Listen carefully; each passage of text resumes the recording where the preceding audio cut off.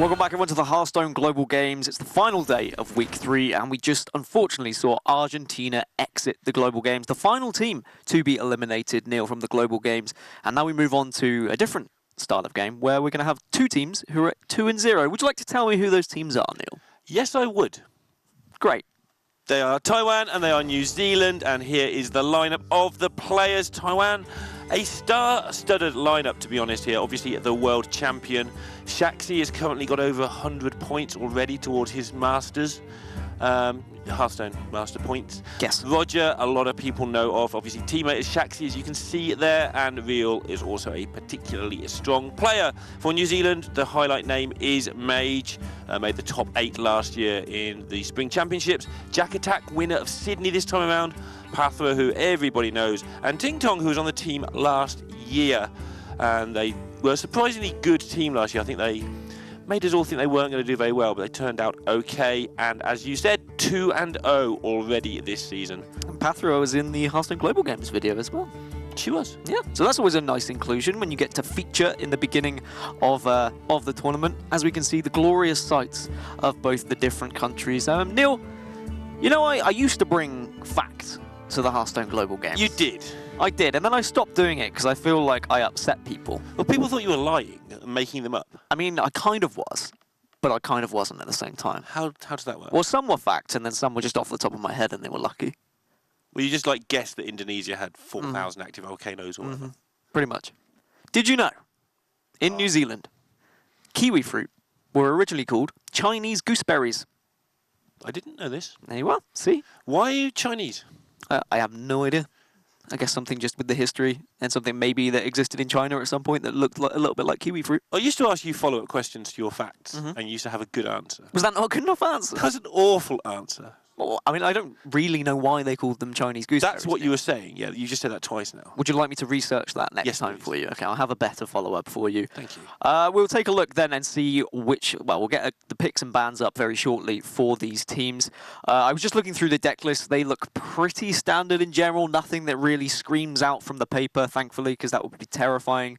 No really amazing kind of tech indecisions either. So let's have a look at the bans on the screen for you guys watching at home and see what was taken away early on. It was the Warrior and the Druid first taken off. Warrior band is really unusual in this format. It's pretty much acknowledged as the worst deck, I think, now. But Druid, no surprise there. Means that that New Zealand get to pick their Druid and their Shudderwock, which they seem to be staying with after Week 1's escapades. Escapades. Yeah, they had some bad fortune with it and 1 or 2 misplays as well. Portugal played incredibly well to take down an unwinnable game in Week 1. If you didn't see that, you probably should have a look because it was quite amusing. We have seen the Raven were a little bit tired. We have seen some crazy Shudderwock games and some messed up Shudderwock games as well. We've seen quite a few messed up. Well, a lot of games that were messed up this week. Some particular blunders that I definitely don't want to remember, and I've just reminded myself that I wish I hadn't. Yeah, because you know now that I was not going to mention Fujitora in the whole cast, and after 3 minutes... He who shall not be named. He who shall not be named. Can I give you my Taiwan fact now? I was going to hope you didn't remember that. So what's exciting about Taiwan? So, in Taiwan, they're garbage trucks playing music. So instead of like an ice cream truck going down the road, and you get all excited, and you're like, ice cream, ice cream. Instead, it's the garbage truck, and then you're not excited. However, does remind you to put your bins out, so... Depends which way you want to look at that, really. I don't know, though. You go running out there with your 50p. Well, I mean, I'd like to think it's different kind of music. If they're both playing the same music, then that's just going to disappoint a lot of kids around. Right, exactly. Go out there and it just sticks. Ice cream... oh, no, it's just rubbish. Unless you want to buy some rubbish. Have you got these for sale? No, I don't. I don't want any of them. Speaking of rubbish, let's have a look at the decks that are being played. I'm joking, they're amazing decks, they're perfect decks. We have Aggro Mage versus Odd Rogue going up against each other with Shaxi and Jack Attack, with all the rest following suit. We did have a little look through beforehand and we were trying to decide, who's favoured and what, as we do. We do think this probably goes to New Zealand if we go all the way down to the wire. I'm glad we're in agreement on that, but we do start off with a somewhat favourable matchup for Taiwan. Yeah, I think we do indeed. This Odd Rogue, pretty powerful against Mage. Just giggling to myself here a little bit about New Zealand hiding their Shudderwock at the bottom. Why? because that's sort of the game that didn't go very well for Oh, them I see. before. And Just so put it right at they the just last. don't want anything to do with that unless they have to. They don't want to play it again. Is there? You can see the players on their webcams with a nice teddy bear as well. It's behind Jack Attack, as well as Shaxi has his biggest fan as well, joining him in the room. That's very nicely done, got to say. Is the teddy bear like lifting weights? Probably. Some teddies do need to just stay hench. Hench, like Yeah. me. You are not. Look, stop trying to pretend you're hench, Neil. I'm not hench. No, thank you. I'm glad we're in agreement. So Odd Rogue versus Aggro Mage. We do think this is favoured for Odd Rogue, just because of the sheer removal that there is early on. You've got your backstabs and whatnot. But we do see a Lunith available for Jack Attack. Yeah, I wonder if he's going to keep this or if he feels it's too slow. The rest of his hand seems a little bit clunky. But obviously, if you can stabilise the position, get the Lunith into play, and breathe for a turn, that's the hard part. Also, ignore the fact I said backstabs. I don't know why I said backstabs, of course. That's not going to be... We're just going to see the weapon doing all the damage. 0 is an odd number? No. Good, No, I'm you not. will make a lot of people very upset. Even me just asking that question, as he does throw the Lunith away, which probably because the rest of the texture of his hand just didn't complement it well enough. He wants to get that early board, because if you lose the early board as Mage, you really can't get it done with Burn. No, it's the dagger early on from the rogue, which essentially does work like a backstab in the end, because it just deals 2 damage. You just take down minions so comfortably, and then you can play minions alongside them. And it can just be difficult for Mage to keep board, and if the Mage does lose board, then they have to just go down the plan of hoping that they have the amount of burn. Canada 0-2 down to Vietnam. I would consider that a major surprise if Canada sink to 1 and 2 this time around. There has been a lot of major surprises as well throughout the global There games. are a lot of teams on 1 and 2. USA, Belgium, France, Finland, Denmark, Sweden. Blimey. These are good teams on 1 and 2. Looking forward to seeing what comes out of the hat for week 4. But what is exciting is that it means there's a lot of different teams that are at 3-0 and at 2-1, for example, and we might be able to see them feature potentially at the BlizzCon finals later this year. Maybe even again. I know it was at Gamescom last time, but Czech Republic already 3-0. Ukraine, who got to the final last time, around 3-0 as well. So could be another chance of that. Doesn't play the squirrel on turn 1. No one's going to get that reference unless they watched the other day. That's all right, I got it. So watch the VODs. And there is the dagger just doing the damage and keeping ahead on the board. Is there a consideration not to trade off here? Surely you I do. think you don't care if the Mage pings you, so you just want to get the board at all costs, but he's just having a look. But if you get a Frostbolt on it next turn, bad things happen to you, I think. Yeah, you are worried about Mana Worm coin into Frostbolt if there were a coin, but even if it's just a Frostbolt, I guess it's not that detrimental, but I do prefer the trade in the grand scheme of things. And as it happens, it works out okay for New Zealand.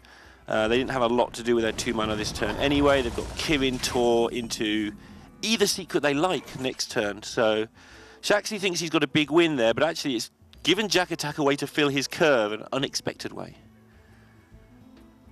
Hallucination's not a card you see every day. I mean, I guess I was saying that there was nothing outrageous in either of the decks, but this was probably one of the biggest standout things on the piece of paper in front of me.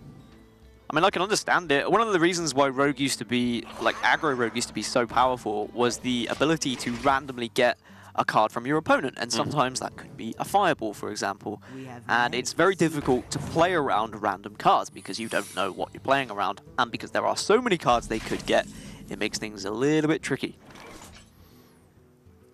Void Ripper kind of tempting here. Only because, obviously, Deadly Poison looks good for trading into the 4-3. But if you do that, you are taking more damage. And if the Mage doesn't do damage with its minions, you're in a good spot. Mirror Image is also kind of tidy. 4 mana, 5/4, or just defend yourself. Yeah, and I mean, Steam Surger, you can get value out of it with your next Firefly, potentially. But is it going to be great?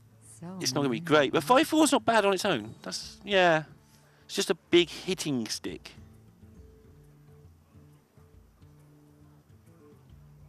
And now it's whether you do Void Ripper.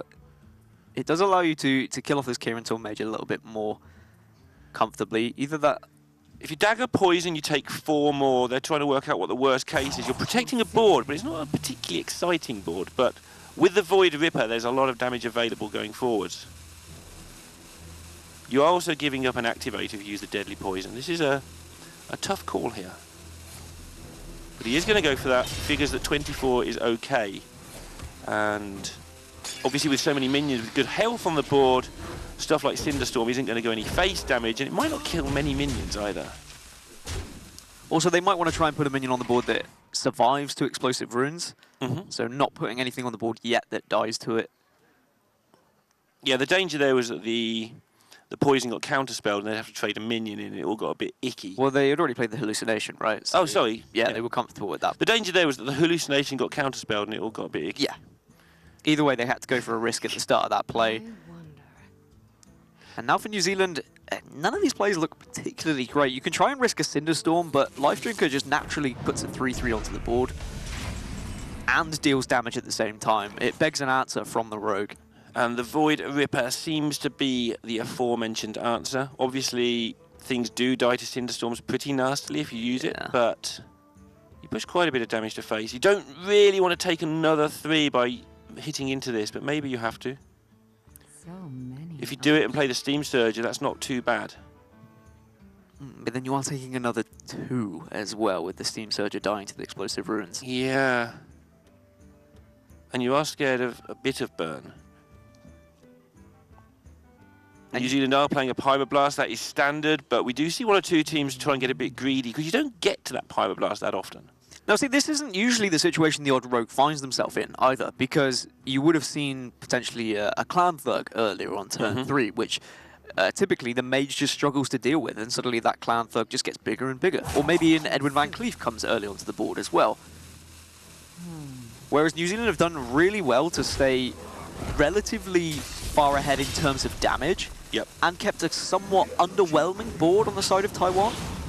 I agree entirely with that. The board is underwhelming, but now they have to do something about it, and Cinderstorm will eat up so much mana. This is great. The Void Ripper maybe actually goes against Taiwan in this situation. They would have known full well that they are playing into the possibilities of Cinderstorm or Arcane Mist. Oh my goodness! Mana Worm. Wow! 2 squirrels. 2 of them. That's terrifying. Yeah. And I am struggling to see a way back for the Rogue now. Depends if the Cinderstorm goes crazy, but it shouldn't. It should hit all 3. Oh, okay. One of them limps onto survival. But there's just nothing. We haven't seen any of the, comeback mechanics that the Rogue has. We haven't seen Vilespine come into the hand, for example. We haven't seen SI7 Agent available for Taiwan. Yeah, they just needed a thing. Just a decent thing minion. They're not even playing SI7 agents. So that's probably why. They've got double Questing Adventurer in there, double Stonehill Defender, double Void Ripper. Okay. So it's not as good against Aggro Mage. Does explain the hallucination, though. Yes. Because questing, hallucination, more things, big guy. Yeah, I think this is you look at it firsthand, this matchup, and you're like, oh, okay, yeah. I'd say this is pretty good for the Rogue. But then when you start to look at the actual list for Taiwan, it just gets a little bit worse here and there. Drops a few percentage points. And they're just having to take so much damage. Yeah, this is just now... We know we're probably going to die, but let's play some Hearthstone just in case, because that's quite a bit of damage on board for themselves. But looking a little bit bleak for Taiwan. Frostbolt's nice here. I think you just launch it at the face, make sure that nothing funny happens with the hero attacking, and you kill them next turn every time. Yeah, and there's no hallucination to try and get any sort of out, so I don't even think there would have been any regardless for Taiwan. And it means New Zealand take a 1-0 lead. And in a series where we were looking at the matchups and we were saying, well, the next few after this are really good for New Zealand. Maybe they're setting themselves up for a fantastic series ahead of them. And it was a relatively easy game, I'd say, for New Zealand. You had the Mana Worm to begin with. They had the Cinderstorm to reply to the Void Ripper. It's just a shame that Taiwan went down that route of going for a slightly different odd rogue list. Yeah, and New Zealand did make that big decision on turn 1 to not play the Mana Worm, just getting a minion on board a bit bigger because it looked like it wasn't going to get much done. And with that heavy hand they had, that worked out really nicely for them. And how do you deal with that, having a heavy hand? I'll show you. in a minute. Please don't gesticulate like that towards me. That's terrifying. Let's see what matchup number 2 is going to be for these teams then, as Neil swats me off camera. It's going to be Druid versus Paladin, and it is the Malygos Druid for New Zealand versus the Odd Paladin for Taiwan. Initial thoughts on this matchup, Lorinda? Gotta like the Druid. I always like the Druid pretty much against anything, but against Paladin, they've got so much work to do to get through the Spreading Plague in particular, but even just to get going. The Druid has so much armor, it has swipes, it has a good hero power. It's not as good as the Paladins, but in terms of getting to turn 6, ramp, we know all about the Druids. But luckily, there's not much coming out for Druid in the new set. Oh, hang on. Oh, hang on. It's still Maybe going there to is. be absolutely busted, and I am very excited for Druid. I'm just excited for the whole expansion, to be honest. The upside for Taiwan is they are running Void Rippers, or one Void Ripper, Yep. and that is a way of getting through Plague number 1, but it's how you get through Plague number 2, and it's how you get through the branching paths for armor, for example, because even when you do find the damage, it does just seem like Malygos Druid just seems to pick themselves up out of nowhere, and then suddenly they just dump Malygos on the board on turn 9, and you're just scratching your head saying, well, how am I going to be dealing with this now? I did lose to Tom on ladder, playing the Paladin mirror, so he's good at this deck. He must be good to beat me in the mirror. Yeah, he's all right, isn't he? I guess. Quite good. Yeah, he's up there, I'd say. Yeah. One of the best players in the world. I mean, he's the world champion. And you're like, what, top 5? Top 5, top 6, something like that. Hunter Ace, Tom. Casey just made his 6th tours top 16. Wow. And then Lorinda, you're there after those. Is that Yeah, what I you're think saying? so. Okay. I'm slightly concerned for Taiwan here, just looking at all of the matchups, but this Paladin specifically. The way they can win, though, is if New Zealand do just completely whiff on their early game. If they don't find their Wild Growth, if they don't manage to get that Spreading Plague on turn 6, then suddenly this is just going to be a real struggle. And we do see it happen for Malygos Druid. Oh, sweet summer child. You just don't think it's going to happen. Druid Wild just Growth is goes always going to Wild be Growth there. on 2, then Nourishes, then plays Spreading Plague. And swipes, for example, they can really help out as well for the Malygos Druid. Yeah. It is just... It can make it. It can miss, but... I mean, you think the Malygos Druid is the best game in the deck, right? I do think it is the best game in the deck. The best game in the deck. Absolutely so. Best game in the deck. Yeah, the deck is that good, it has its own games within the deck to try and win the game. Druid's kind of getting like that, though. It is. He's got 3 or 4 incredibly powerful decks. It's called Deck Builder. That is the game for Druid. You just build the deck that is best available for you with the incredible cards that are presented in front of you. Yeah, it'd be great if you could, like, just go through the random selections and make your opponent have the worst Druid card out of the 3 each way through. And they'd probably still win. Yeah, that's what it'd be great. There's the swipe, and there is a Nourish. 2 pretty important cards, but maybe the Nourish is a little bit too slow. Maybe the swipe is too slow. Yep, to both, and maybe not, because the Tyrant becomes interesting if you keep Nourish. Obviously, Malygos not good. And this sort of hand is where team communication is absolutely key, because this isn't a one-person sort of hand. There are 4 of them taking on Tom, who, since he won the World Championships, has now decided to go all gold. Yeah, once you do win a World Championship, you are allowed to just purchase whatever you like, and I guess gold armor is a way to show your dominance. Yeah, seems good to me. And Pathra, of course, she was on the New Zealand team last year as well, so a regular character, as it were, in the Hearthstone Global Games comic books. Character on the opening sequence, as you mentioned earlier. Exactly.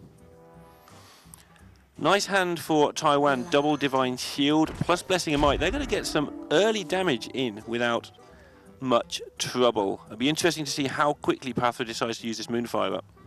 And sometimes you can just win this game with Malygos Druid just with Twig as well. Right. Twig can just activate on turn, 8 if you manage to get it out early enough. And it also just does damage. I mean, it's actually doing something useful. Paladin could just struggle to deal with it, but this is a good way to start the game as the Odd Paladin. Making a really threatening board that has to be answered. Maybe you will have to use one of those Moonfires, Neil. Yeah, I think you bump into one with your face and then save the Moonfire for next turn. Swipe Moonfire does clear everything up, and then, despite this great start, Druid's silly. Also worth noting, this game is on the new board as well. Oh, yeah. I haven't played with this yet. It is pretty exciting. That guy in the top right, he shoots laser beams. Spoilers. Well, I mean, most people have played on the new board by this time, Neil. Because most people were awake rather than sleeping and preparing for this broadcast like we were. Oh, okay. How do you know it shoots laser beams then? Because I was not sleeping. This explains the preparation that's gone into it then. I was in fact playing ladder and shooting laser beams everywhere. You have to tap the his like face, and it opens up, and there's 2 buttons. One of the buttons fires a laser beam. The other button just like glows his chest. That's a bit like going for an ice cream truck or a dumpster truck. You press 1 and you just hope you take your pick. Yeah, exactly. You just hope for the sweet ice cream rather than this smelly trash. A little bit like us as a casting pair, Neil. I agree. Yeah. Divine Shield is the one that they wanted. Divine Shield is just the one. It is just the best maul. Yeah. And of course, in certain situations, you can find better mauls. It's a pretty good maul here in Katowice. Yeah. Darth Maul's usually my favourite, but... Yeah. No? He didn't do too well, did he? Well, depends if you've seen the comics. I haven't seen the comics. Well, spoilers. Have you seen the ending of the latest Star Wars film as well? Ah, spoilers! Yeah, okay. We won't have any of that. Obi-Wan, I feel...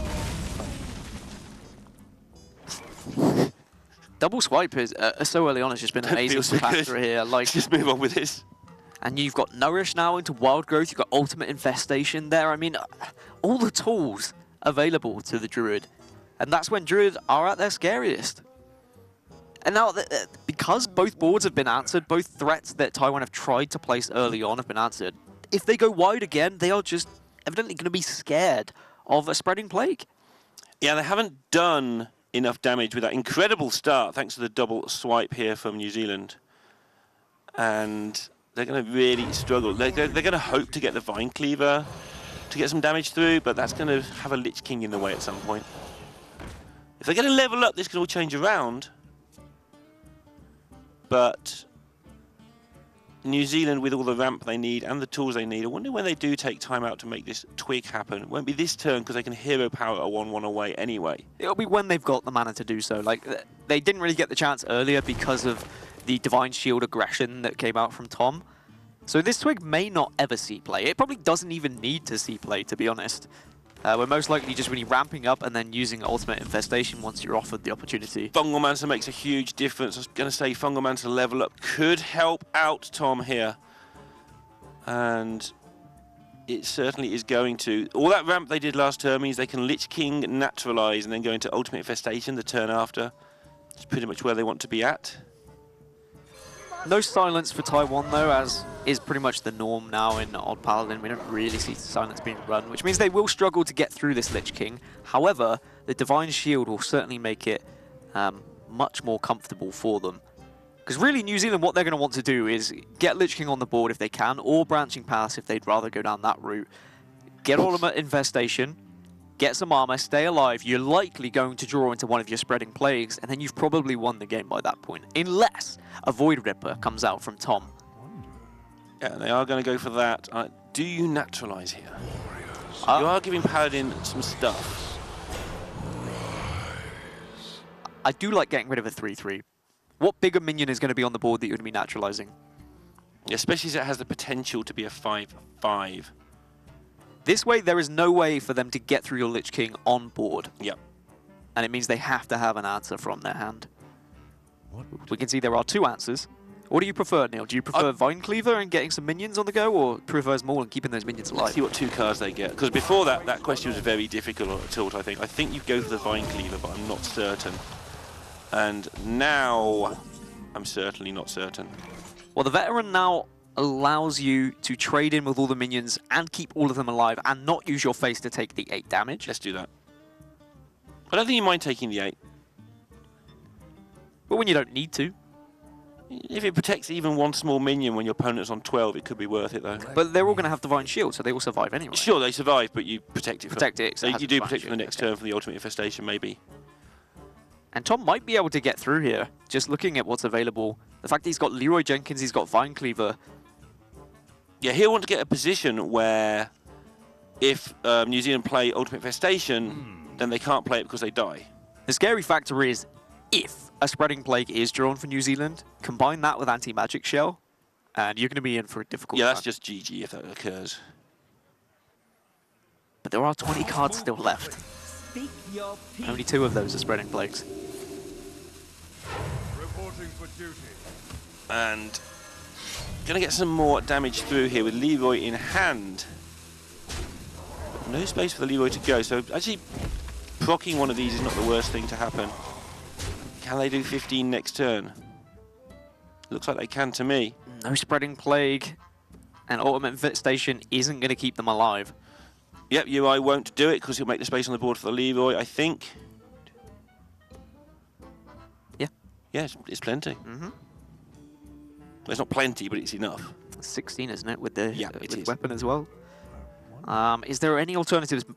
Maybe you can survive longer by double branching paths? You can survive longer, but do you get anywhere? Well, I mean, surviving for one more turn to get a potential spreading plague is getting somewhere. It is. If you feel like you're just going to die from Ultimate Infestation next turn, then you surely go for the play where you survive.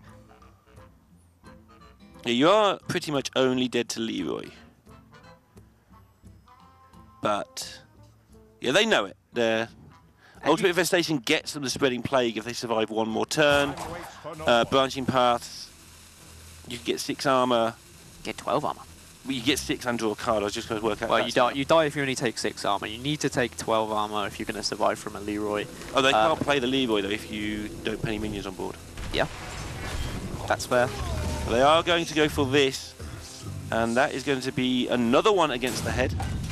Yeah, Pathra just doing her best. She was able to get all that early ramp. She was able to get all those swipes and those clears. But in the end, the lack of the spreading plague is what allows Tom to even up this series 1-1. And I'm sure he will be delighted with that one. And that is just the sheer power of our Paladin. That's what it can do in this matchup. You've got to think, if there was a spreading plague there, that was probably going to be a 2-0. Pathra will be somewhat disappointed. And I'm sure when she looks back and watches the VOD, there will be the consideration of, oh, should I have played the branching paths? But they would have calculated the risks, and they would have said, well, what's the likelihood of them having Leroy Jenkins in hand? Also, a thing, you didn't have to swipe that early, but having a 4-1 minion attacking you is pretty terrifying. Mm-hmm.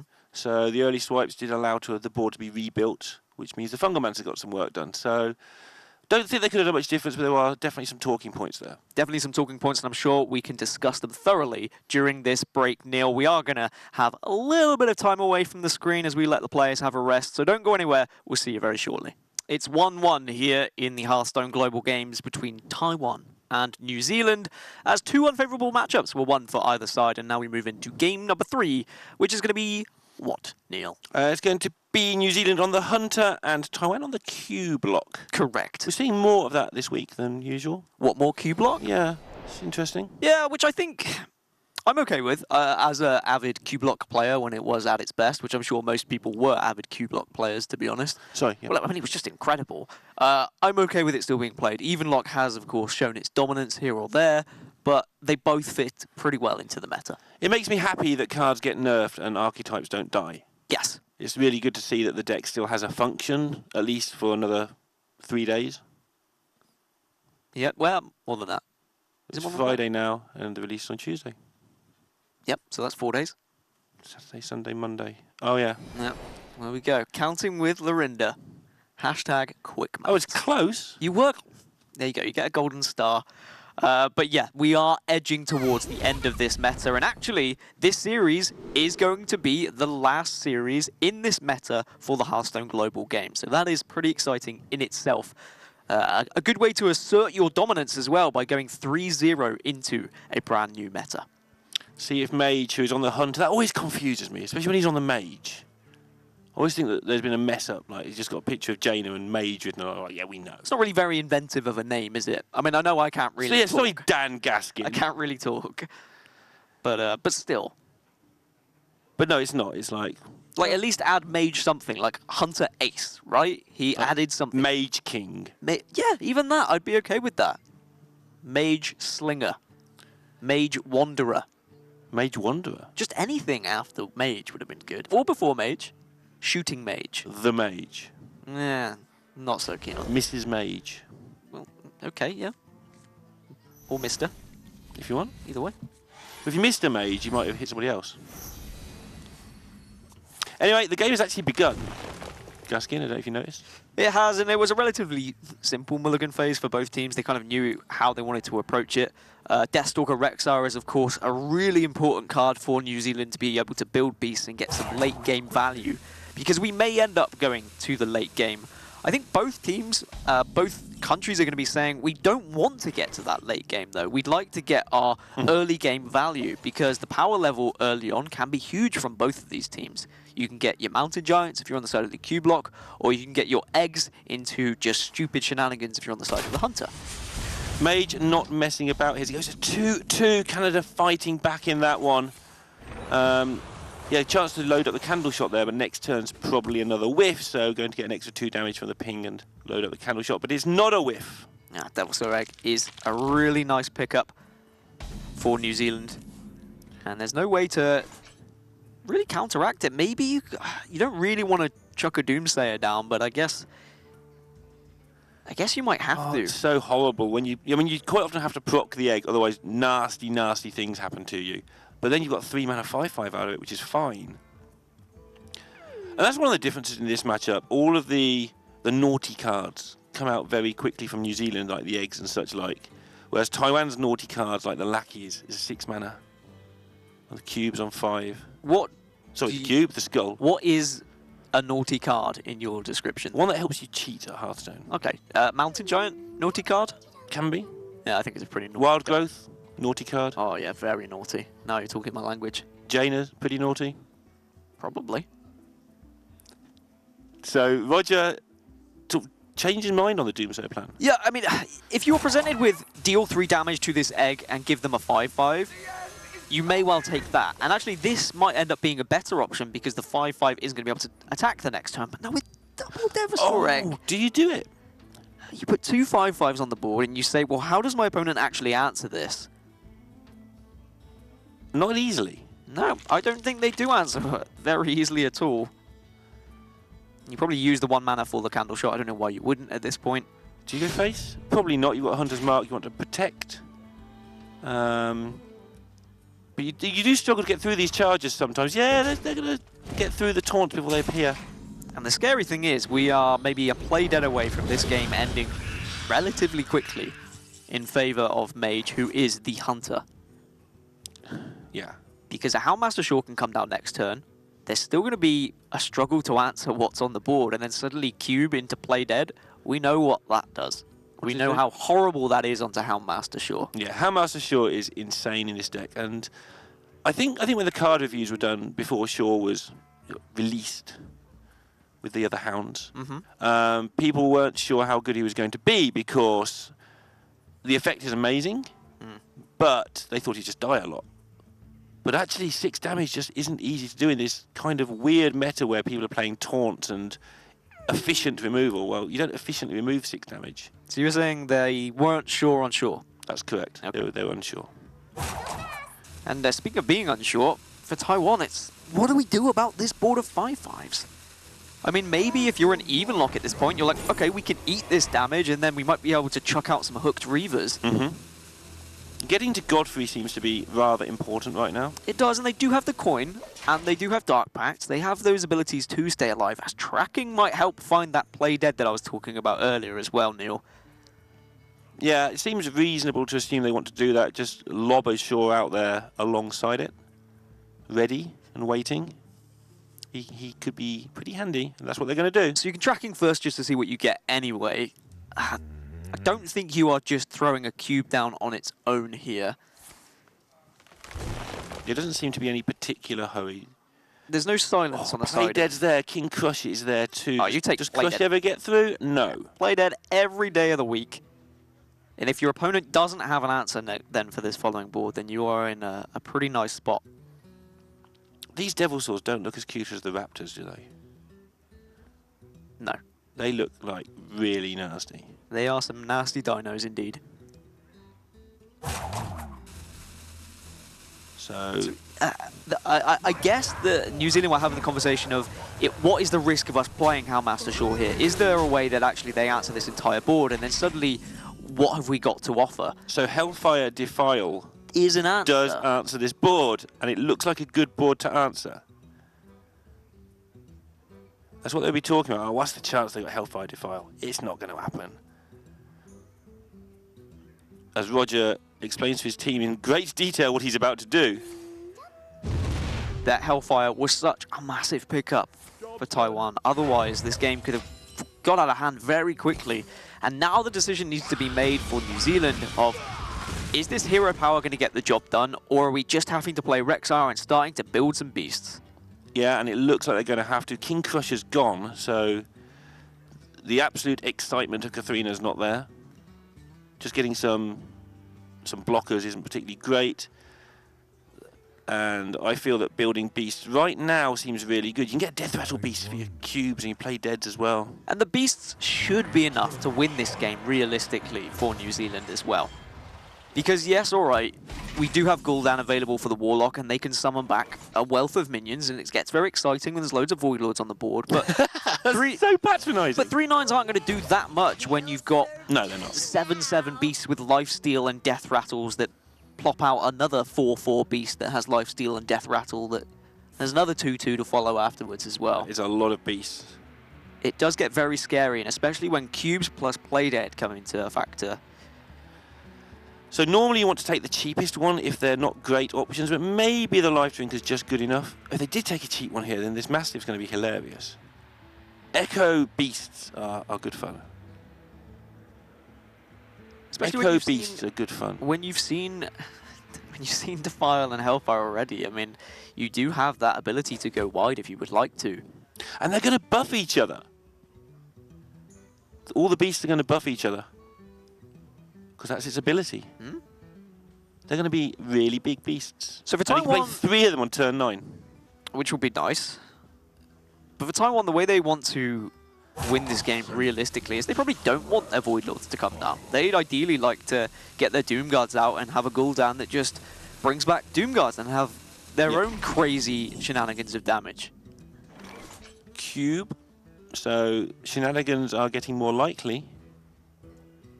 Realistically, we're going to need to see a Skull of a Minari if that is going to happen for Taiwan, though. At least they can put a Mountain Giant down, if they would like. Yeah, they're Opting for a Grizzly. Are they scared of the potential damage coming out here? They wouldn't have known that King Crush was thrown away, of course, from the tracking.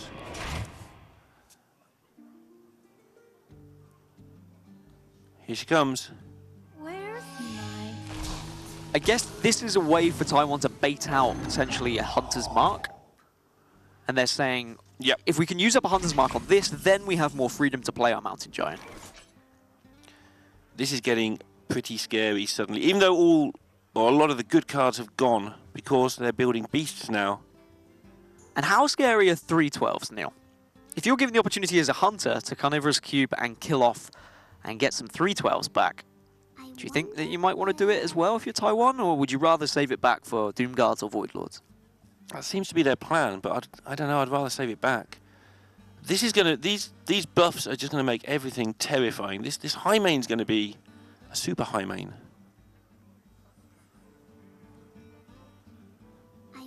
Well, yeah, see if they can get a Doom Guard would be very handy for them if they could. Then they can make the decision on what to do with the Death Rattle with the cubes. And It is just going to be a Void Lord. And fatigue is something that might come into play at the end of this game. So we do have to keep an eye on those cards. 15 for Taiwan, only 12 for New Zealand. But you'd imagine there is just more threats available with the Builder Beast. So the Void Lord, so this is the plan. They're just going to stodge everything up. I mean, in theory, it is going to be more stodgy for Roger. He does have the ability to refill his board that massive one amount of time. Roger the Stodger. Whereas it's just going to be how he's going to answer the large minions from Mage, who is the Hunter. Interesting here that he chose not to play the Echo Beast. Well, I think maybe you save that back for a potential lethal opportunity or a really important board clear later on.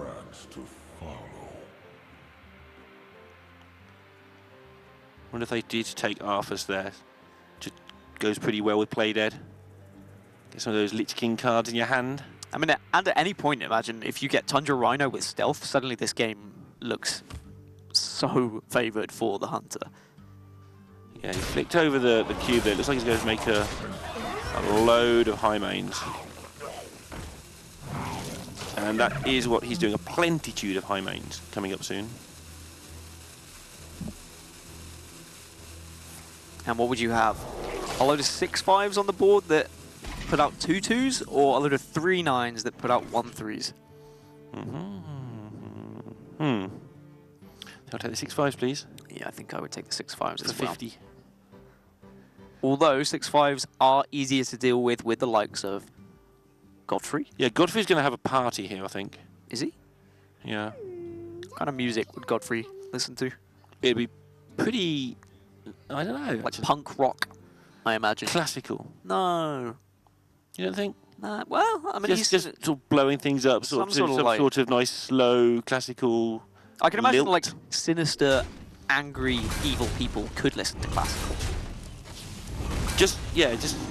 Oh, another high main as well. Godfrey's not going to do much unless they trade. But now they're going to sort this out. And this board is going to get Godfreyed. And that's just going to be, what, the whole board gone? What's in the cube for Roger? It's a more high Void mains. Lord, isn't it? For Roger. Oh, for Roger, yeah, that's Void Lord. Godfrey really is good at this game. And I think even these Void Lords are going to disappear as well, right? It runs out on the high mains. Yeah, okay. Otherwise, the whole thing would have been absolutely messed. And now if Builder Beast can find a silence or something, a couple of silences here or there could go, it could do wonders. Yeah, they'd be golden. They would, yeah, because the Builder Beast portrait is gold. So that's how it works. Shimmering Courser seems bad. And gone. Oh, it's back. Stealth seems all right. It's all right, but the problem is, you know, you've got taunt after taunt to get through. So the stealth, yeah. How many 2-2s have New Zealand made already? Don't know. Ask their design team. More high mains and more 2-2s. All right, without the Builder Beast, let's say Deathstalker Rexar was right at the bottom of the deck. Okay. I am thinking that the Warlock would just run rampant here. I feel you're right. I mean, we are seeing... It's been a weird draw from New Zealand because they are making so much value off these cubes and playdeads. But yeah, it does feel like they might not have hung on. They haven't used many of the beasts yet, if any. But they are ready to go. This hand would be empty, and it'd be just a matter of tidying up this, but they've got all these beasts in store. And they're making them cheap so that they can play multiple beasts in a turn. How does Roger? It's much harder for him to activate his cubes. How does he get anything done? If he doesn't draw Gul'dan, he doesn't get much done, I think. Because the Giants are going to be too slow. So much Void Lords and Void Walkers are going to have died at this point that the likelihood of just whiffing and just bringing back Void Walkers is very likely. And if that happens, you probably lose the game. Here comes Defile. It just seems like Taiwan are on the back foot and they're just playing defensively just to stay alive at this point. And that's just going to open up the freedom for a beast to be built every single turn to make an impact to this board. Yeah. New Zealand are the ones posing the questions, and it has to be Taiwan who are trying to answer them every turn. Taiwan do have a decent hand for stodging, as you said earlier. Still a couple of Void Lords to come. So it's going to take a while, but like you say, those silencers, when they inevitably arrive. That's a heck of a board clear, though. Roger's happy. Yeah, I don't know if he just hadn't calculated it and was like, is this going to kill everything? And then when he saw that it did kill everything, he was just a little bit relieved. As Roger has been known to have an accident or two in tournaments. That was a nuts turn. Right, time to put these beasts to good use. I guess an important thing I haven't really touched upon yet is the fact that these mountain giants are still sat and waiting for Roger. That was a bloat bat, wasn't it, with poisonous potential? They've used both their play deads. Sorry, you were saying about Roger? before I interrupted. I was just saying that Mountain Giants being there is really important. They've got those late game threats. I was talking about the fact that you can build beasts and they're going to be huge and intimidating, but if you can put a Mountain Giant behind 4 Void Lords or even 6 Void Walkers, you're still going to be in a really good spot where it might just be able to find 8 damage turn after turn to finish the game off. Yeah, really hard for New Zealand to clear boards, so that would work quite well. They did take the bloat back, but they have no activator for it. If they do get it, they've got the big clear with the poisonous. You've got to say that the beasts that have been built have not been very good. Thus far, they've not been great. They haven't been big and intimidating, and now you get the chance to just put big minions behind these Void Lords. Yeah, they are in trouble now, I think. And if you're going to play the bloat back, you're basically never going to activate it. But, well, sorry, on the turn you play it, you have to wait. Unless it's got charge. Don't think it did, but maybe it did. Because then you can just hunt and mark it and blow everything up. I didn't see what the second beast that was that they picked with it. It's poison. Oh, it is rush. There we go. It does have rush. Oh, that's easy then. Put. This is just another clear, basically. Yeah, I mean, there's just going to be a load of Void Walkers on the board, but you're not too worried at this current state of the game.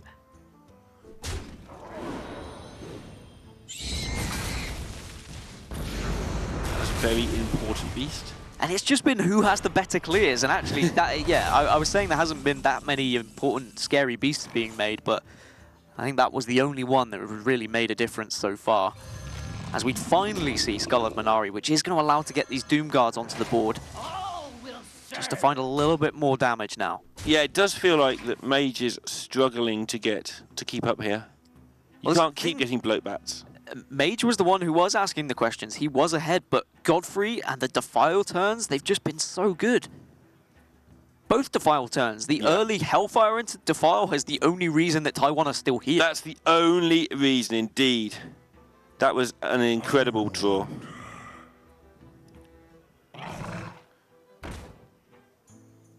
And now they are going to use this Echo just to go wide. Yeah, I was surprised they didn't get these going earlier, because this is a lot going on, but they've saved it for this moment, and it's going to work out well for them. And now they're pushing that damage. Yeah, they're really close now. Dark Pact, though, is still there, and what's going to come onto the board is going to be Void Lord or a Doom Guard. It is a Void Lord, which I think is actually good here. I agree. They are in so much danger of just dying to a good beast.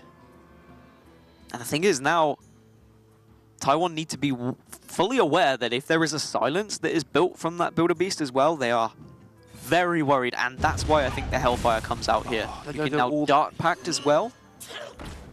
All the way down to 1. Gets the faceless, but it's no use this turn. Right, what beast can Mage build? And what can they find that's still in their deck as well? That's also something worth noting. Yeah, let's have a look through here.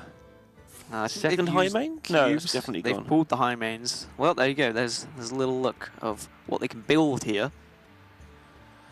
Stampeding Kodo not really going to be doing too much. I guess later it might be able to kill off a Void Walker.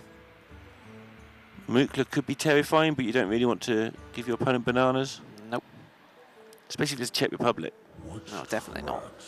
We saw the power level that they were able to achieve because of those bananas yesterday. And the second one is... I think Defender of Argus is 2 of those are left. Okay, that could slow things down even more. Just while they're waiting to build some good beasts. Maybe 2 Terrascale Stalkers as well. I don't think we've seen Terrascale Stalkers this game. We might have seen 1, but I'm not sure.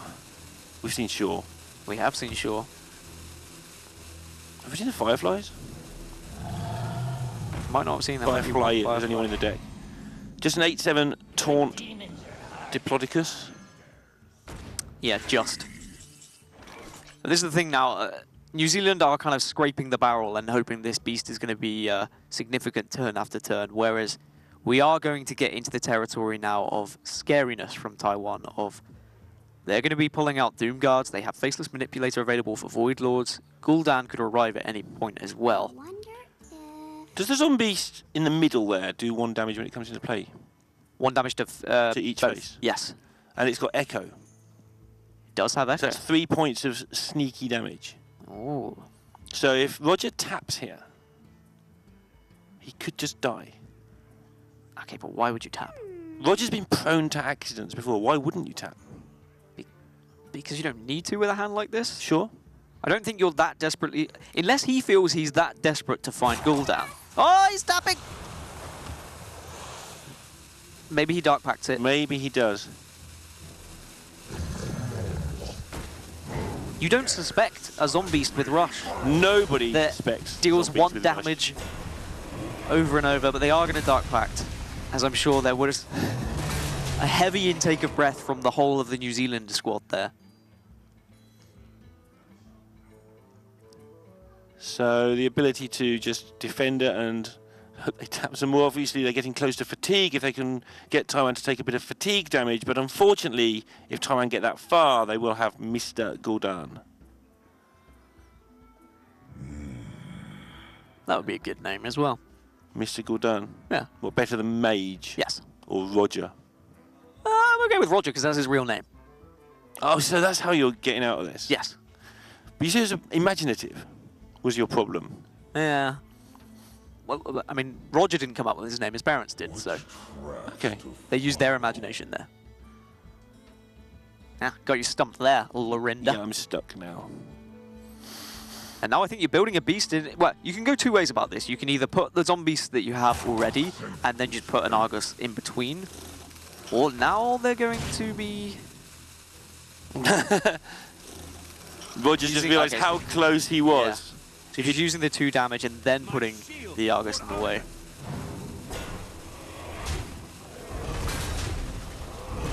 Well, finding ways to set up lethal. They need a silence. You should have mentioned this to me. Oh, Void Lord, I think that's actually good in the end. Oh, no, it wouldn't have been.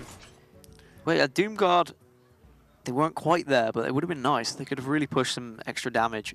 We were talking earlier about whether you'd prefer like all high mains or all 3-9s, but the 3-9s are getting the better of this. Well, it's been the health of the 3-9s that allowed them to kind of stay alive here. And the fact that the high main has been putting out the 2-2s, which was so easy for the Godfrey to get through. Yep. Yeah, the removal came at choice moments, but in fairness, Gul'dan hasn't come at choice moments, so it's a fair swap. Just all these 3-9s. So they need, I've had this card before, Echo Rush Owl. You need more than that. You need 2 of them. Well, it's got Echo, Okay, yeah, so but that then makes another one. But it does cost 5. that's not an Echo Rush Owl. That's not, that's just a crab. And maybe I guess you're taking the Lifesteal? Lifesteal and Taunt. Oh, they're going to avoid fatigue a little bit. They are, but they just need to be careful not to just die this turn. Yeah, that's awkward, to be fair. Does this Zombeast actually have Taunt? If it doesn't, they are just dead, which means I think they've run out of options. Speaking of running out of options, Neil, we do see Vietnam now taking down Canada 3-2. And that puts Canada in that awkward 1 and 2 bracket, along with all those teams I listed earlier, including at the top of that list, the United States of America. Spellstone just provides lethal as long as that can be targeted. You trade in with the Doom Guard, and then you finish it off with everything else that's left on board. So it was a long slog in the end for Taiwan, and it could have gone either way. It was down to those Builder Beasts. Were we going to see those big impactful minions found? Would we not? But Godfrey did the work. Defiles did the work. The Hellfire Draw did the work, and the Q-Block finds the victory here against the Death Rattle Hunter. Taiwan on the match point for a chance to go to 3-0, and with 4 wins being the required number to get you into the top 16, that would be a fantastic spot to be in. Yeah, I think this week more significant than most because of the meta change, because it's going into the unknown, right? You don't know how the meta is going to affect your players, how you as a team. You might not be very good in that meta. Yeah. We have seen players historically be very good in one meta, but not very good in another meta. And how's it going, Laughing? is he not very good in this meta? He gave up. Was there a particular? He was deck? like Freeze Mage man. Yeah, and George C. We can. Oh yeah, George C as well. We can light our candles to both of them, as maybe they'll return if we ever see Icelands come back. I hope they do come back. They're sorely missed. They are. They definitely are. Some fantastic players, as most of the Hearthstone community are. Game 4, then. It is going to be Rogue versus Warrior. It is New Zealand's Quest Rogue against the Quest Warrior of Taiwan. So 2 quests. Of course, the quests both came in the same expansion, Neil, and we asked a lot of questions about how overpowered quests were. Quest Rogue eventually got the nerf. How are you feeling about this matchup? I think the Quest Rogue is still going to be in an okay spot here. They need to obviously get it done. They need to get it done. They need to get the quest done. I didn't want to use the word quest because you just used it like 27 times. That I did. And I decided I wasn't going to use it at all, and then you made me use it. I made you just say, get it done. Get it done. I'm just casting with Dr. J again by this point. Does he say get it done? I mean, he's from Southern America. That's the kind of things they say. Quest Rogue, yes. So you're going around America just knocking holes in the bits you don't like. As I am. Just going to destroy it all by the end of it. I was born in America. I'm allowed to, like, it's self-deprecating, right? Yeah, that's fine. Yeah? Are we okay with it? I'm sorry. Hang on. I'm sorry, the whole of just America. checking this bus here that I've thrown him under. Quest Rogue, I do think, yes, should be good theoretically against Quest Warrior. I mean, naturally, Quest Rogue, even when it was at its peak, was good at control decks. Any slow decks that allow Quest Rogue to have the time to complete their quest and play a wealth of 5/5s at the time was just scary. Now, of course, the minions aren't as scary, but you still have that potential to just burst your opponent down when you get to that late game. And I don't think the nerf makes a huge difference. You look through the warrior taunts that they use, and most of them have 4 health, or a good proportion have 4. So sure, you kill them a little bit more slowly, but it's not like Priest relying on Primordial Drake, which is actually a big difference because you're 5/5, obviously kill it and don't die. 4/4s, ouchie. Is there ever a world where the warrior beats the rogue to the quest, and then suddenly they're raining down 8 damage turn after turn? Yeah, I think there is. It could happen, right? It's definitely not like a 0%er. No. They don't think they've ever existed in Hearthstone, have they? Most matches that I play.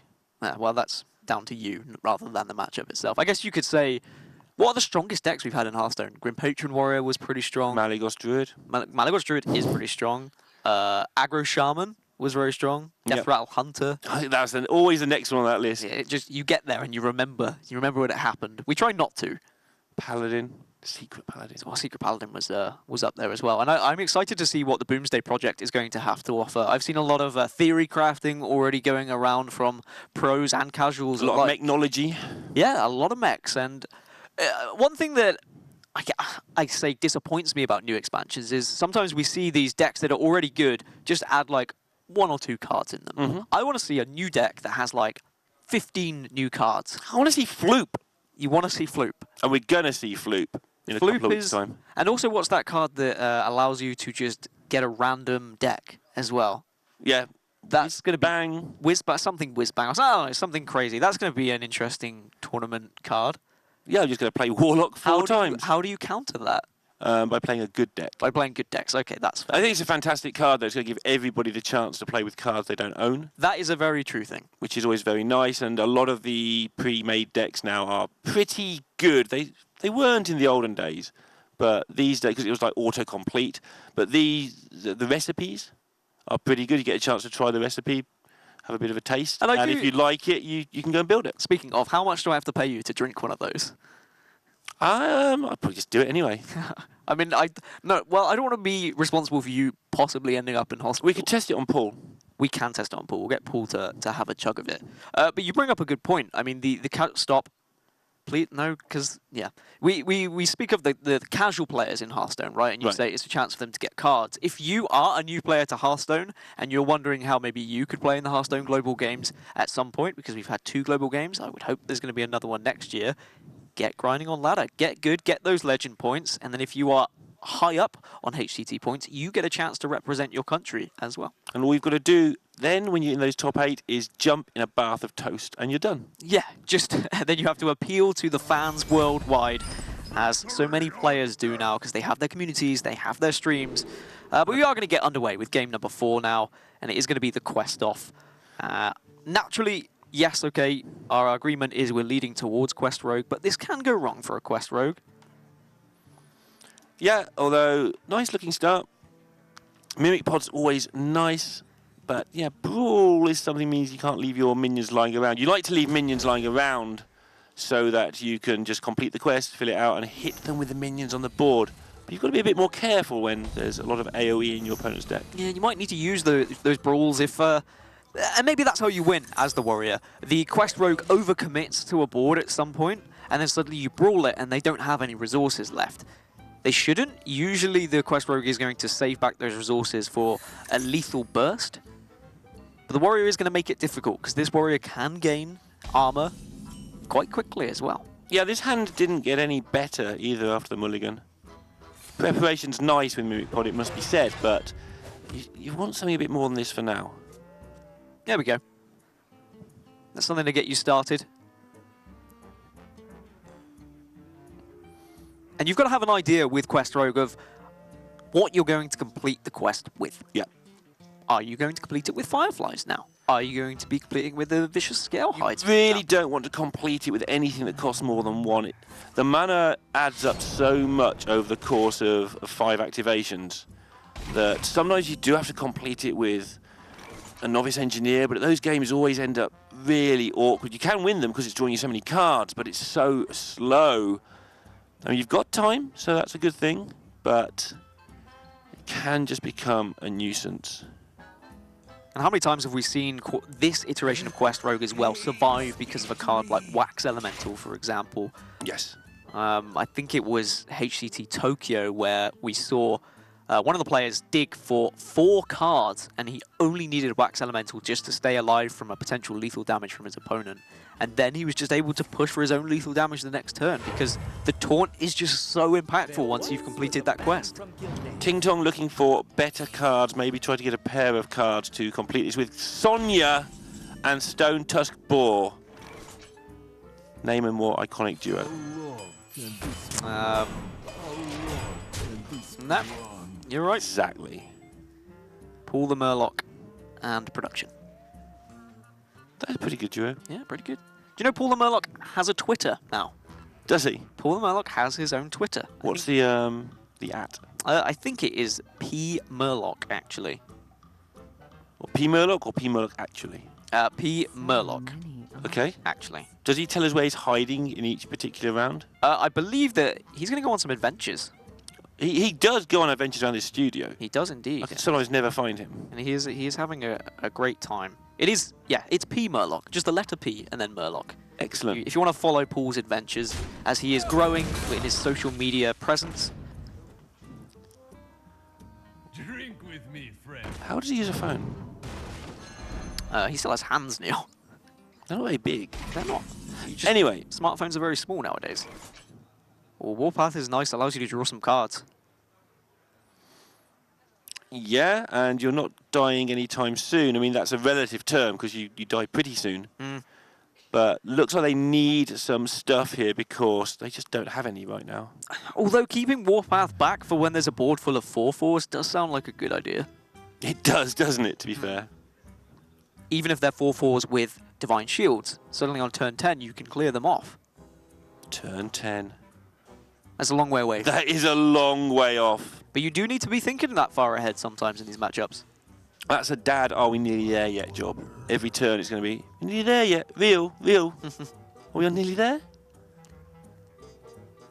Speaking of good names, I'm a big fan of Ting Tong. Me too. Got him on my friends list. Have you? I don't know how. But yeah, I added him one time last year, I think. Lucky boy. Just to find out how far behind I am. At Hearthstone or just life in general? Just everything, really. But in this instance, at Hearthstone. Okay. Ting Tong, very accomplished player. Well, Valera is good to have for a little bit later on, just in case you are worried about the warrior being able to beat you down a little bit. So much nonsense happens with Valera and Zola and Sonya. I mean, Quest Rogue is just nonsense. That's a good way. That's a good word to describe it, really. It's another deck, though, that survived a nerf. We were talking about Q-Block. 2 nerfs. And how it... Yeah, 2 nerfs. It's insane. And it still comes back every now and again. And you're right, we were talking about Q-Block, and that's another one.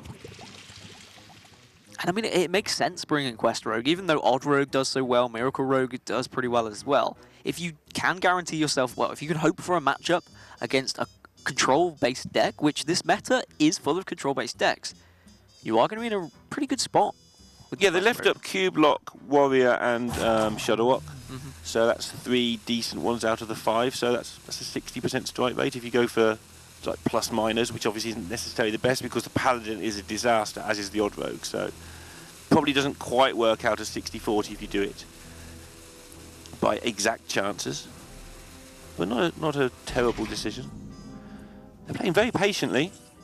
Okay, Phantom Militia does help. Taiwan need to hurry their bottoms up to complete this quest, because that is going to be the only way they're going to win this game. Yeah. Yeah, as much damage as they can get in, complete the quest, maybe lower the number of shots, because they're not going to get any clean shots apart from maybe with that Warpath or that X-Brawl. Now, Glacial Shards are usually my favourite way of completing the quest with the Quest Rogue, specifically against aggro decks, because you can beat aggro decks with this, because you could just freeze, bounce back, but there's not really that much threat on the board currently for Taiwan for New Zealand to really have to worry about using these Glacial Shards as of yet. Yep. It might be much more useful when the board gets more terrifying, and it's the good old bore. Double prep is available as well. It means one of those preps can just be used for the Crystal Core. And this is starting to get a little bit scary for Taiwan and Real. Yeah, next turn is going to be absurd. I'm not too worried about the fact that things are going to get killed here, because next turn Crystal Core occurs. Oh, and it just gets nasty. It does get pretty nasty, but New Zealand do need to be careful that they don't want to throw everything at once. They have got so much stuff, though. More stuff, potentially, thanks to Valera, thanks to Zola. They're not dying anytime soon. Like you say, Taiwan sneaking up towards that quest. Yeah, but they whiffed this turn. Didn't find a taunt minion. Yeah, not a lot going on here for them. Don't use that one. Keep that one back. That would be a nice one. Scourge Lord Garish is also another way that you can clear off some minions too. And an important difference for the nerfs. Yeah. I think there were people out there said it made no difference. The difference between 4 and 5 is a big difference. It's not a gigantic difference. It's enough that the deck's still playable. But I think, yeah, it's just the fact you have smaller things is definitely going to hurt you. And Garish is a good example of wine. But at the moment, Taiwan are just kind of putting themselves in a position where they are just going to be facing a world of pain over the next couple of turns. They haven't been able to put up much of a blockade. Their life total, okay, at least they have a respectable life total of 44. Wax Elemental as well. Right, here comes Crystal Core. Oh, and then things are just going to get painful. No, it's just a race, and New Zealand are racing pretty well. I mean, it is going to get painful, but there are no charge minions available. Okay. Currently for Ting Tong. Of course, there is the Vicious Scalehide, which is it is a rush, which is great, but there's no way of them just bursting down and getting lethal in one turn at the moment. Right. They don't have any bounce backs for this boar. So they're just going to build up a board that can be dealt with by Real. But the problem is, dealing with a board means that they are struggling to actually get their quest completed. So it's just a matter of them surviving rather than them winning. New Zealand are discussing how far to go here. It's always difficult to know exactly. And if they go too wide, they are just playing exactly into Warpath. Yep. Warpath has this tendency to have just the right amount of activations on any given turn. That's why it's so powerful. But by not overcommitting, you are giving Taiwan the chance now to do this, to play something more impactful on their side, because Garrosh is going to do something across several turns rather than just the Warpath that they may have had to use if the board was 5 or 6 minions, for example. But this works out really nicely for Taiwan. Yeah, Ting Tong's face there, you saw him take a bit of an intake of breath when they saw Garrosh. I think they're playing around everything but There's a first bounce back for Ting Tong there. A Vanish would be nice with minions that can charge. Yeah, but most of them can't, and you want to keep your Scale Hide for the opportunity to heal up a lot later on. Right, that stopped him. Yeah, freezing is extremely important, as we touched upon earlier.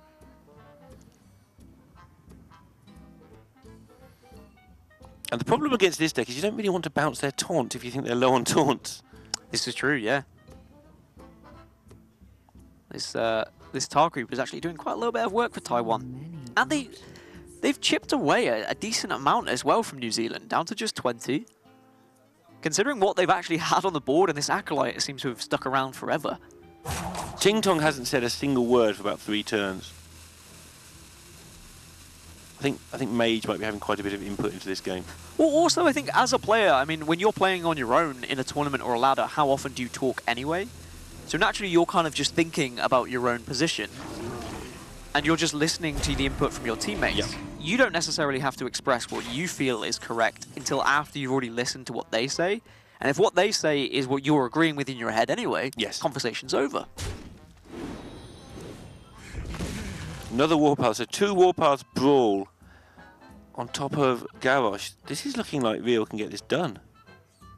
35 health as well, that's the big deal. They've been very careful to get as much armor as they can while they have the chances.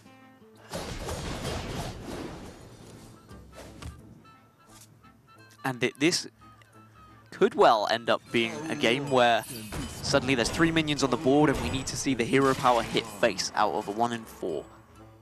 Yeah, that happens significantly often in old school Taunt Warrior matches, which this is. Valera's just going to now be put onto the board to give that extra potential for lethal damage later if they do draw one of those charge minions. Because look at the hand. You've got Youthful Brewmaster there available, you have Prep, you have Vanish, and then you will also have the extra card that's available from Valera. Yeah, so much card draw from the Valera Zola nonsense. You cannot escape the shadow. They're putting themselves in a perfect position of if they draw a charge card. Yeah. And they should. Yeah, well, eventually they will, unless they just die. But it does mean they're not going to take any damage this turn. Dying's going to be hard because they kept back the Scale Hide. Yep. Must choose soon. And dying's going to be hard for Taiwan because they've got 45 health. Time. Well, that goes down quickly when you start hitting 4s in there.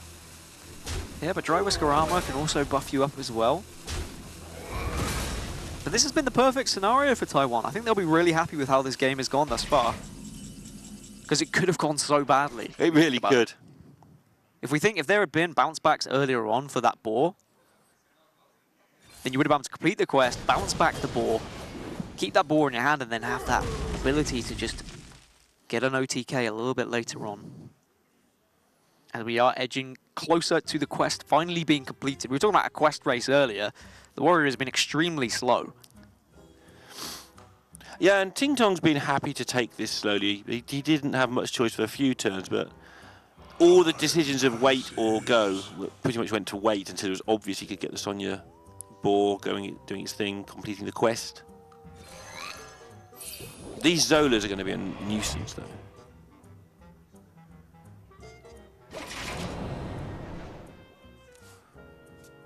So they're not dying anytime soon. And still no charger as well. But you do the important things of just making sure there's no way that Garrosh can trade off on the board. Zola's just silly in this situation. Perfect specimen. Such a perfect specimen. Every single turn you just get so much value. But they are opting just to use this final Zola rather than keeping on that value for the next few turns. And maybe they are trying to finally encourage one of these AoEs now from Taiwan. Zola, Zola, Zola. It's infinite 4/4s. But you are right about Ting Tong not talking. I've been watching ever since you said, and I haven't actually seen him utter a word. Yeah. I mean, obviously he has the final say, but Maybe he's just typing to his teammates. I mean, he may be the specialist, but it's likely that one of his teammates is a specialist, I should think, in this deck. Because Quest Rogue is a very difficult deck to just pick up in your conglomerate of 9 decks and just whip out. So you tend to need a specialist with this deck. Because if you're not good at Quest Rogue, you make so many minor errors. And in my case, major ones sometimes. Time passes. We do have that Warpath available for Taiwan. They can deal with this whole board. They have double Warpath available, so they've got it for another turn as well. But they're going to need it for infinite turns if they can't get any of the damage hitting face. And they also want to clear this board as well as playing a taunt to complete the quest. So maybe this is a Brawlerino. Brawlerino? Yes. Is that like a Mecharoo? Similar, yeah. Blizzard actually do contact me on the regular to design the Hearthstone cards. And they say, hey, what's a new funky way that we can describe this mech? And I was like, It's a load of fluke. exactly. They ask me for like proper cards, and they just use your terrible wordings for the other cards. Yeah, that's good. I think that's a fair swap. Right, quest complete. And go time as well, by the looks of it. Enough of that weapon that couldn't do anything because it's getting frozen every turn.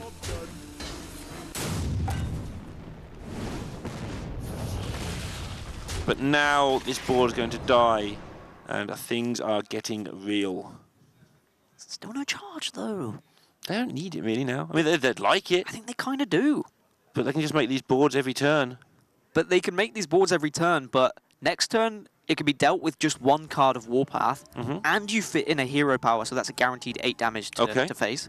Then the next turn, you can use another Warpath, which deals with the board and guarantees you a hero power to the face. But the scale hides. And then the next turn, you have a Brawl. But the scale hides. Well, one at the moment. Uh-huh. You can be bounced back, you can be used with Valera, yeah, sure, but you can only get up to just 30. Okay. They need to actually keep one. So they need to bounce one back and have it for next turn, right? Uh-huh. It can go very wrong if they just throw them all on the board now. Okay. Soon. Be like that. I will. Let's see how it goes. Oh, look, it's Zola the Gorgon. There we go. They've kept one for next turn. This is a cheesy combo. If I saw one.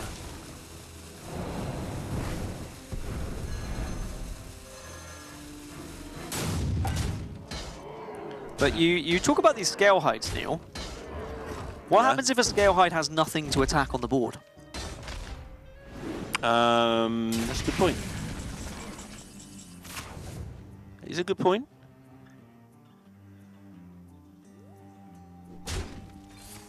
And that will be what they try and do. I don't think you actually want your minion to survive here. I think you might be right. Goodness sake. Unlucky. Yeah, I mean, it allows for just 4 extra, I guess, from your opponent, but this is scary. It is actually terrifying, got to admit. But what about the scale hides? And then next turn, And then next turn, yeah, and with the removal available here, as you were pointing out, and I was being so mocking of. but no, you weren't being mocking. You were making the completely right way of countering my argument. The scale hides do heal them up, but Taiwan have noticed that so incredibly well, and now they're just not putting minions that they can change. As Ting Tong waves away whoever just walked in this room. Yeah, he was not impressed. No, this is important Hearthstone time. Get away, father. But it's bedtime. Get to bed, son. Do your homework. It's actually definitely not bedtime in New Zealand, is it? I have no idea. It's probably gonna be like 6. probably like midday. Yeah, Probably about 4 p.m. actually. yeah. Maybe 6, 5. Meanwhile, still no charge. Yeah. And Production just confirmed it's 4 p.m. in New Zealand. he's getting the scale height thing right. He's getting the time right. Who is this man I'm casting with? I was told I was casting with Dan Gaskin today. Him of the most original name ever. It is pretty original. And this is looking Actually- like... What is it with you lot? Glacial Shard actually is going to keep you alive. Otherwise, it was potentially game over. I'm still thinking it might be game over the next turn. Time slips by. think you've got to hope there's no more big removal. But as we can see, there's plenty of that. Oh, with just 8 cards left. Yeah, the removals and the shooties are going to be very important indeed. This Zola combo is ridiculous, but not as ridiculous as getting it all killed up turn after turn. Just game over, I feel. Like, I don't think there's anything that can be drawn from Ting Tong that can actually win them the game next turn. And it doesn't matter how wide they go, there is an answer. Actually, okay, the only answer is a Wax Elemental, because a Wax Elemental would require every Warpath, rather so just than 4 and a Hero Power. But there is a Brawl for the Wax Elementals as well. Yeah, it may come down to, can they win a Brawl? South Sea Deckhand is Charge, and I was trying to work out how much damage can you actually put out with this Deckhand. Is there a way that you can find 43, Neil? And I'm asking you that question, which is an impossible question in that short amount of time. Yeah, thanks for that. It's going to be quite a few deckhands. There's a prep vanish is possible. I mean, if you fill up your board... You've got to do 11 lots of deckhand, and you can't. Yeah. If you fill up your board, you're only going to get, like, what, 28, but then you can bounce back more. And I just cannot see a way for New Zealand to actually find this damage. Their only hope is this second Warpath isn't available for Taiwan. This second Brawl isn't available for Taiwan. And it's been such an amazingly well-played game for Taiwan as well. And we were saying, what about the Scale Hides? Well, the Scale Hides, they cannot save New Zealand. Taiwan are going 3-1 up, and they are going to win this game to go 3-0 in the Swiss, whereas New Zealand, they're going to fall to 2-1. And Derek Brown, of another invented name, is doing a little jig in the studio. I think that's just what he does every day. He's just an excitable young man. He just loves Hearthstone. It is his pick, is it? Yeah. Okay, that does make sense. All right. He's allowed to have at least one dance. Otherwise, any more, and I'll ban it. Just like you're banned from making weird noises. Oh. No, stop it. 24 hours again? But this is a 3 weeks. I mean, I was saying at the start of the game, I was thinking this was going to be really good for Quest Rogue. And if they had found those charges early, if they had been able to get that really early burst of damage, then they probably could have taken it. Yeah. But instead, they just fall to board clears in. Yeah, they chose not to play the minion down because that's how they were going to lose. And so the Scale Hide became useless. 5/5s would have probably survived a little bit better. Yeah, because then you can't shoot them and can't shoot them as well as so it was a big difference because of the nerfs. And let's have a look at how that matchup went down. Yep, let's see what games were on the board. If you are just joining us, we're sorry. This is the end, as Taiwan won 3-1, and we're not going to go to the Shudder Walk Shaman Mirror. So, Neil, you aren't going to get your dream ending that you were so hoping for. Yeah, I wanted to walk on the wild side for this one. Yeah, and it is nice to do that once and a while. But we didn't really see a massive chance, I guess, for New Zealand to be able to change the outcome of that series. Certainly looking at it from on paper, we were thinking this was favoured for New Zealand. But Taiwan, when you look at players like Tom60229 being able to find a victory with the Paladin, the old Paladin, that just sets you in such a good place for the series, doesn't it? Yeah, they even didn't look good at the start for them. But let's have a look how game 1 went down, because it did look like New Zealand were going to take one against the head, which is going to put them in a great position. Yeah, I mean, Aggro Mage going into Odd Rogue can typically struggle, but when the Odd Rogue is running Void Rippers and suddenly weakens their board for you and allows Cinderstorm to do the damage, then it is going to be a good job. And we were hyping up Malagos Druid through no end through this series, and unfortunately it fell to just a sheer old, good old-fashioned aggro deck.